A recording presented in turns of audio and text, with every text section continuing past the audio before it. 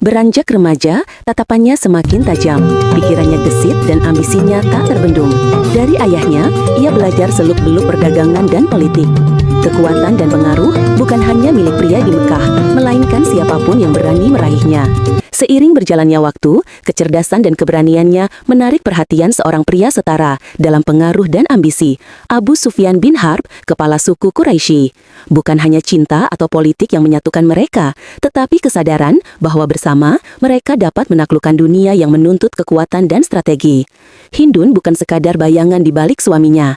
Pernikahan itu justru menempatkan Hindun di pusat kekuasaan, menjadikannya salah satu wanita paling berpengaruh kala itu. Di tengah mayoritas kaum wanita yang diam dan terpinggirkan, Hindun bersinar sebagai sosok yang memegang kendali, menegaskan bahwa kekuasaan sejati tak mengenal gender. Ambisi dan keberaniannya melampaui batas keluarga, menembus ruang rapat para pemimpin Quraisy. Ia berbicara memberi nasihat pada suaminya menata strategi. Kehadirannya bukan sekadar suara tambahan, melainkan kekuatan nyata yang terasa di setiap sudut politik kota. Namun, dunia yang selama ini memberi Hindun dan suaminya kekuasaan dan kenyamanan, mulai bergetar ketika Baginda Rasul perlahan menerangi Mekah dengan risalah yang asing bagi mereka. Tauhid, sebuah ajaran yang menyeru manusia untuk menyembah Tuhan yang satu, meninggalkan berhala, dan menegakkan keadilan bagi yang lemah, para budak, yatim, dan perempuan. Cahaya Islam kini menembus fondasi lama yang dibangun atas riba dan kesombongan. Perdagangan yang dulu penuh tipu daya, kini tunduk pada kejujuran. Mereka yang dulu dibungkam, budak, perempuan, anak yatim, mulai bersuara, menuntut hak dan martabatnya. Suara itu adalah kebenaran bagi yang tertindas, namun juga bencana besar bagi mereka yang selama ini berkuasa.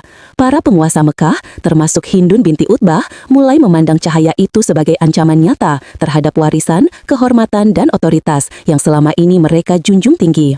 Dalam pandangan Hindun, Islam bukanlah hidayah, melainkan tantangan terhadap kekuasaan, ekonomi, status, dan tradisi yang menopang seluruh struktur Mekah. Ia menolak ajaran itu dengan tegas, bersatu dengan para pemuka Quraisy untuk menahan penyebaran Islam, menekan, bahkan menyiksa siapapun yang berani mengikutinya. Dengan tatapan tajam dan hati yang membara, Hindun siap menghadapi badai besar yang perlahan mengguncang seluruh wajah Mekah. Waktu berjalan, gelombang dakwah Islam semakin menembus hati dan pikiran, memaksa setiap jiwa menimbang ulang arti kekuasaan, tradisi, dan keserakahan yang selama ini mereka agungkan. Mekah berubah, perdagangan terguncang, otoritas dipertanyakan, dan pengaruh yang dulu mereka banggakan mulai retak satu persatu. Ketegangan yang lama membara akhirnya meledak pada tahun kedua Hijriah di Lembah Badar. Lembah sunyi itu kini menjadi saksi benturan dua kekuatan besar.